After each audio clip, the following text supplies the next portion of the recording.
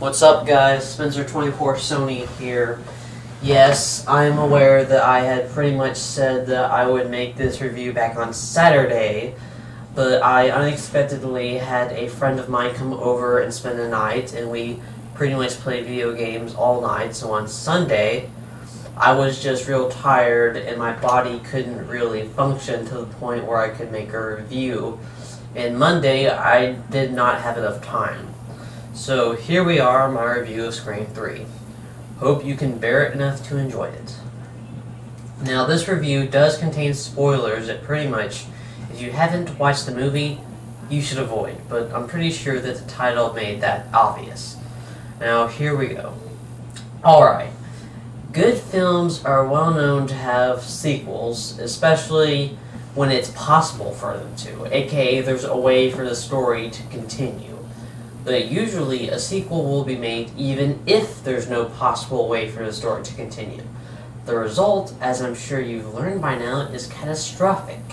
If one sequel isn't bad, the next one is nearly guaranteed to be. Threes are very well known to be terrible. There are ones that I despise, like Alien 3 and Spider-Man 3. Pretty much most of them suck. Now, I'm a huge Scream fan. It's my favorite trilogy. I love the first two films, and I wasn't sure whether or not Scream 3 was worth seeing, since the film had gotten mixed reviews as opposed to the previous movies. However, I felt that I needed to see it for a few reasons. One thing that was, well, I won't say bad, but flaw-ish about Scream 1 and 2 was the ending. I didn't like how the characters were left off, mainly Sidney. Sidney was the main character in the trilogy.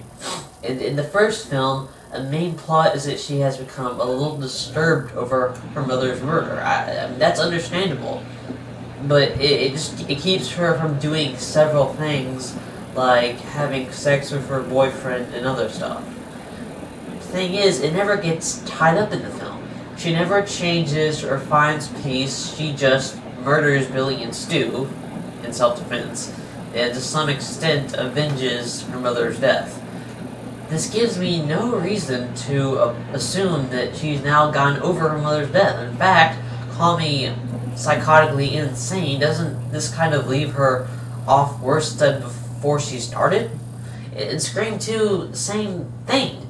I mean, she appears to be doing better and has a new boyfriend, but at the end she loses all of her friends and just walks away clutching the necklace Derek had given her, showing no sign that she's no longer paranoid about everything that has happened to her. Kind of an unhappy, or at least loose, ending. Scream 3 finally ties this plot up, so even if no one liked the movie, it was at least necessary. But personally, I enjoyed it. I liked the dialogue, I liked the twists, I liked the plot. It was just weaker. It was just a weaker film than the previous two. And that's why I think that most critics and some fans did not like it, because it wasn't a masterpiece like the first two.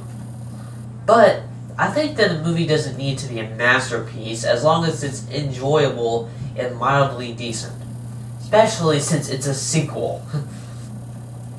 The film begins with Cotton Weary, a veteran Scream survivor, getting murdered along with his girlfriend. I felt that it was a good idea to kill someone who's been around a little bit over killing a new character. It really gives the feeling that this is the end and every character's survival is at risk.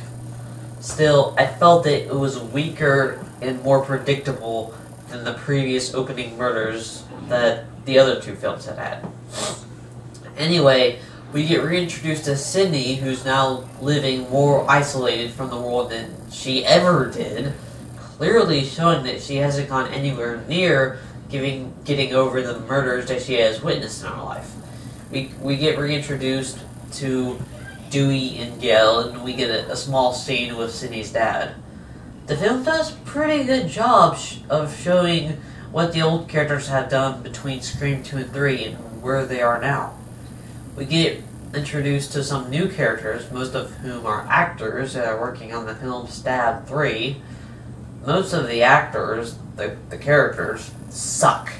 Because they have no real personality and are all mean jerks.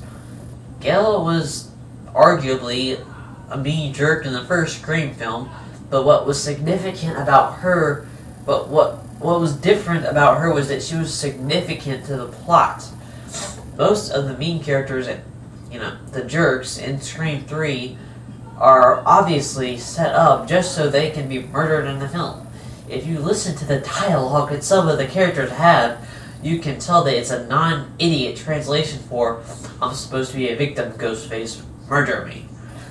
The only character that stood out to me was Jennifer. The only new character that pretty much stood out to me was Jennifer, who, though I knew was going to get murdered, still seemed like she had personality and spent enough screen time in the movie to be called mildly significant to the plot. The rest of the characters, like the stupid blonde actress that lasts for 5 minutes of the movie, are barely worth mentioning. Another character that I did like was Mark Kincaid because he was really interesting and had a lot in common with Sidney. So their screen time together was pretty awesome. He also, to my surprise, survived the movie, which gives hope of Sidney finally having a good romantic relationship.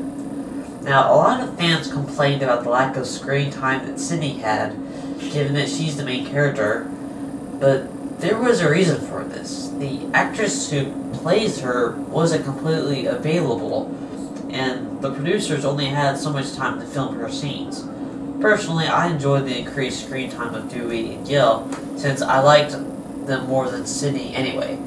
I know that's personal, but I'm just saying that that's why it worked for me.